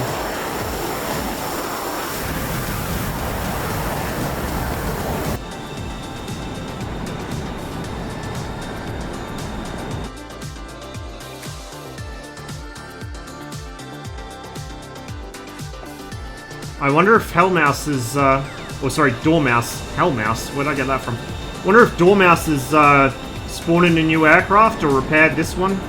Probably a new aircraft. Might want to hurry up and start up there, buddy.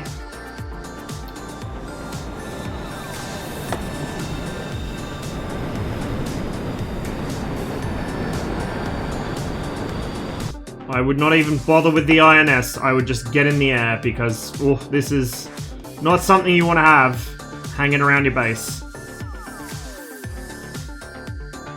There's no Sparrows in this, CJ. The Iranians didn't have the modern Sparrows that the Tomcat carries. When the F-14A comes out, we should have the correct ones.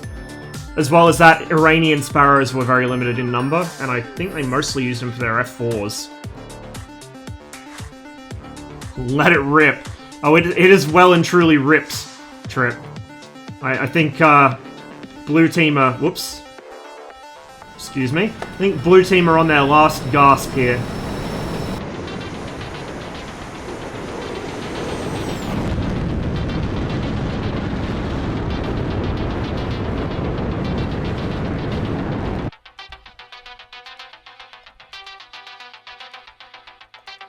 Looks like we got Kazansky running in. He's down to R60s and gun only.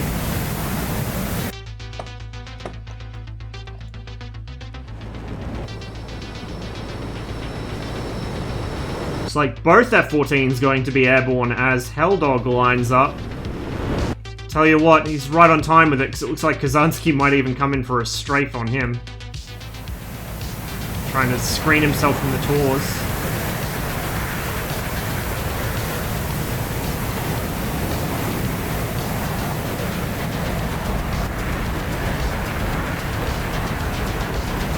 There we go, looks like Helldog's airborne. Dormouse is... Oh, he's going for Dormouse. Dormouse is extending down towards... Almost towards Kesham, it looks like he's going to head. Past Hormuz now. It's not going to help much, though, because they're still getting sandwiched. Helldog's turning north to deal with Comey. Yink's coming in from the side. Yink in full send mode. Like I said, guys, outrunning a 29 isn't really an option. So, Dormouse is going to have to do something sooner or later here. Looks like he's turning back in. But I think we might see a kill here in a minute. There's the merge. Heaters away. Oh! Oh, and Kazansky loses his tail and then loses his everything else. We've got 530s now. God, we got every flavor of missile. Well, that one went dumb. Here comes the merge. Testing his guns, perhaps? Heater was a bit wide. Oh. Oh, just didn't quite have it. And in comes the Ink with the snipe.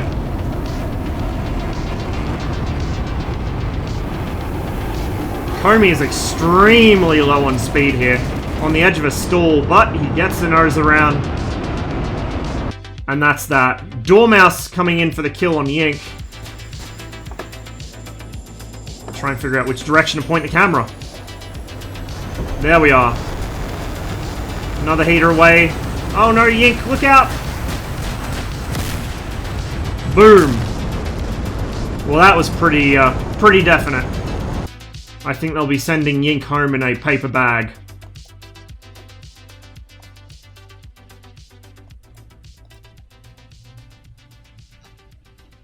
Well, chat, Crips is still a ways out, so it looks like it's going to come down mano a mano. Comey and Dormouse.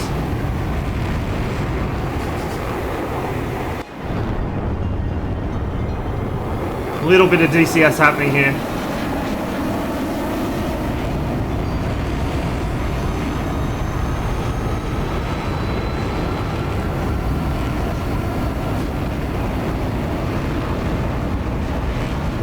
Oh, wow. He got that nose around quick. That was nearly a collision. Come on, Comey, you've got him. Dump that speed, bro. Dump that speed. Oh! Oh, that was a midair.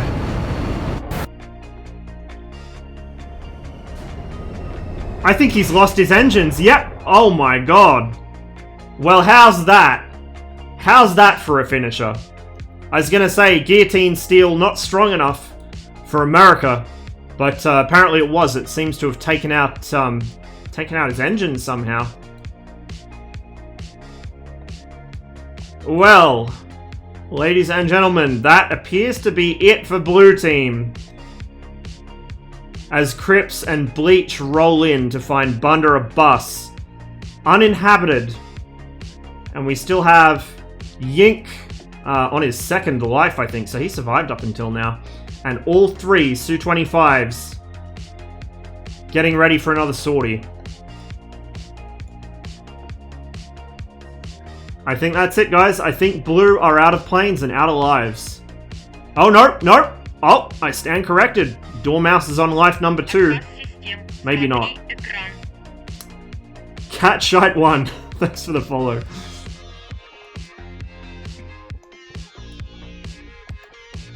You just, have a look here. Yeah, I think that might be it. I think that might be it. We'll give him a couple minutes. We'll see how things shake out. But I think Blue are out of lives.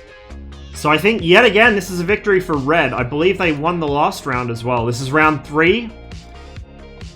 I didn't see round 1. I saw Yink's perspective of round 2, and so this is round 3.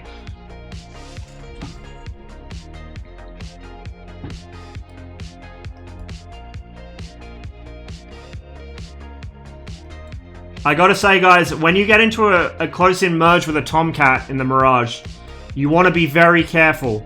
You want to be very careful what you do. If it gets turned into a 2-circle, the Tomcat will eventually run you out of energy and wear you down.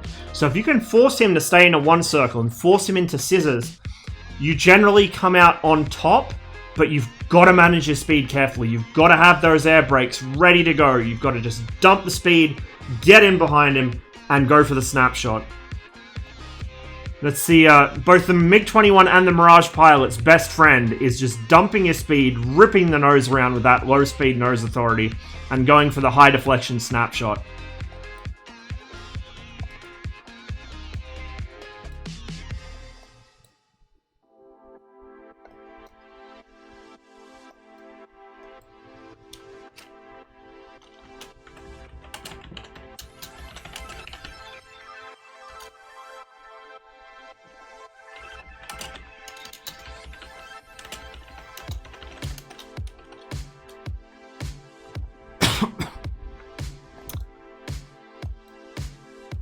Yep, that is all blue down, I believe. As the Su-25s head off yet again. They've still got a job to do. But I think the event is officially over. Knock it off. There's the call. Mission end.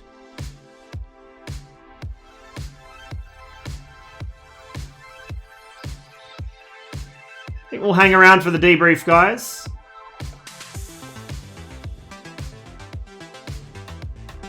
Red lost round 2, did they? Ah, I thought they won. There you go. So it's 2-1 in Red's favour overall so far. We'll see if Blue can claw it back next round. That was a good comeback they made. But they didn't really get all the use they should have out of it. I don't know, guys. I don't know. I think Blue are kind of almost too focused on their Tomcats, would be my takeaway from this. The F5s could have been getting some ground pounding done, maybe, or at least, you know, flying in with the Tomcats. Like, if you're gonna... This is my take. This is a Red pilot speaking, right? So, forgive my bias here. But if you get a Tomcat in close, that is a waste of a Tomcat.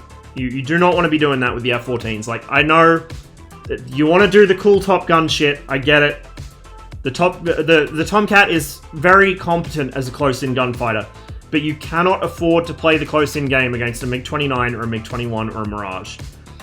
Like, if I had to pick 3 aircraft never to get into a merge with in DCS, those 3 would probably be at or near the top of the list.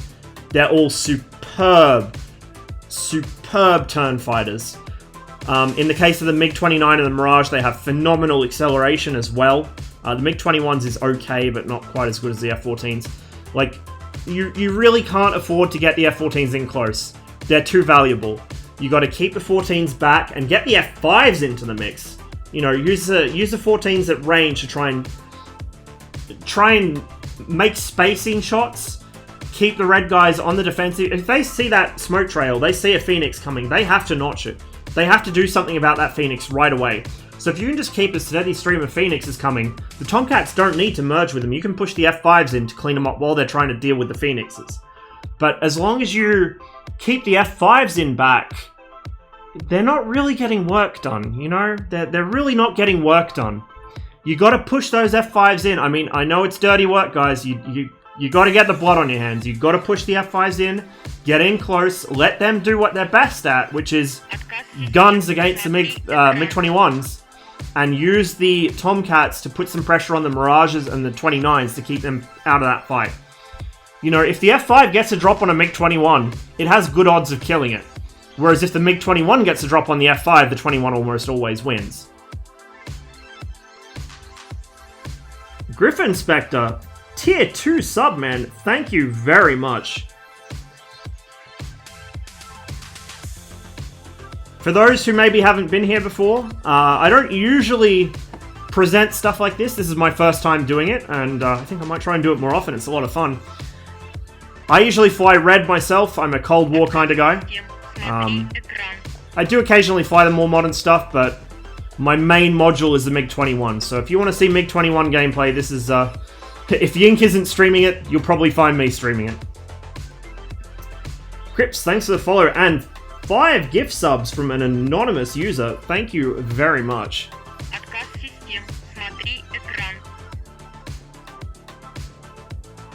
See if there's a debrief happening up here. Not yet, it looks like.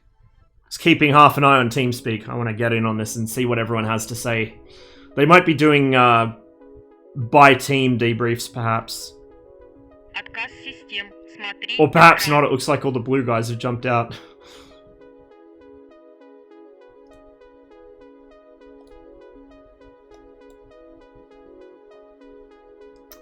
So, that is round 3 of this Persian Gulf 1985 event.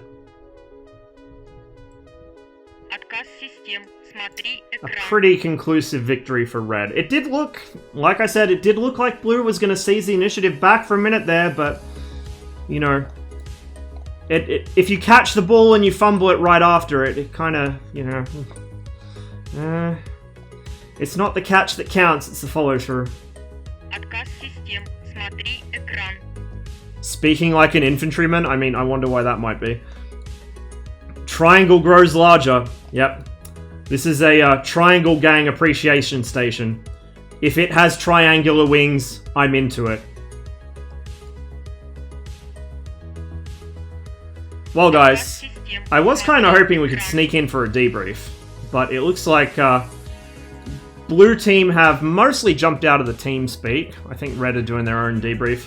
So I might start looking for somewhere to send you guys. I don't know if I'll stream my own DCS today. I was kind of thinking about it, but I might not. I'm going to have to restart the stream anyway to take the delay off. We might do some Halo or something later today. We'll see. Either way, guys, thank you all very much for coming along to watch this event. I hope you enjoyed yourselves half as much as I did. I had a blast, man. I had a great time doing this. So, let's see who else is on as we watch the last of the Red players head home.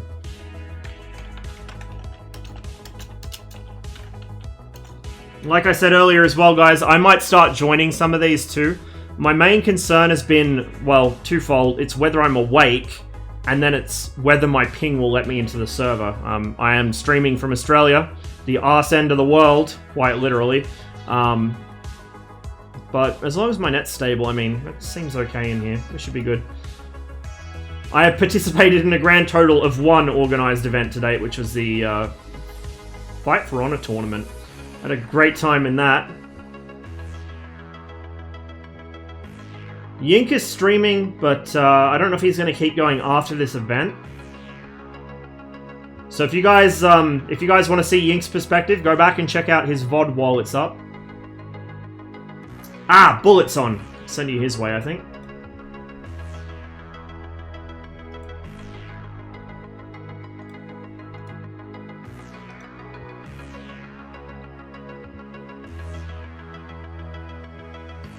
Interesting. Ha! Thanks for the follow.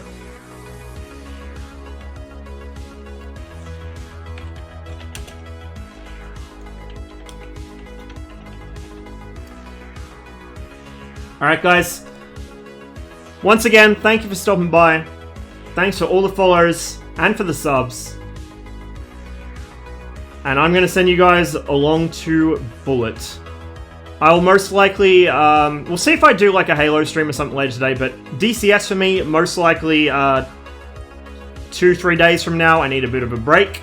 I've done 3 streams in a row. In the meantime, stay safe, guys. Have a wonderful time. And I will catch you on the next one in the friendly skies.